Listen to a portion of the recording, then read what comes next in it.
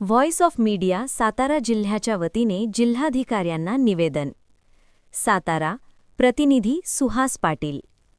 राज्यातील वृत्तपत्र उद्योगाला आर्थिक अडचणींमधून बाहेर काढण्यासाठी तसेच पत्रकारांवर होणाऱ्या अन्यायाला आळा घालण्यासाठी व्हॉइस ऑफ मीडिया सातारा जिल्ह्याच्या वतीने जिल्हाधिकाऱ्यांना निवेदन सादर करण्यात आले. या निवेदनात नमूद करण्यात आले आहे की सन 2019 पासून कागद, प्रिंटिंग साहित्य, वीज, केमिकल्स आणि मनुष्यबळ खर्चामध्ये मोठ्या प्रमाणात वाढ झाली असून जवळपास 150% खर्च वाढलेला आहे. मात्र शासनाच्या जाहिरात दरामध्ये कोणतीही वाढ झालेली नाही. त्यामुळे लघु व मध्यम वृत्तपत्रे आर्थिक संकटात सापडली आहेत.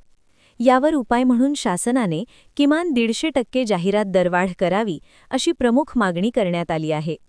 तसेच जाहिरात बिलांचे 30 दिवसांत भुगतान करावे, ई-टेंडर नोटीस पूर्ण स्वरूपात वृत्तपत्रांमध्ये प्रसिद्ध करावी, जाहिरात वितरणात पारदर्शकता राखावी, 25 वर्षे पूर्ण केलेल्या वृत्तपत्रांना नैसर्गिक दरवाढ लागू करावी, अशा विविध मागण्या निवेदनातून करण्यात आल्या आहेत.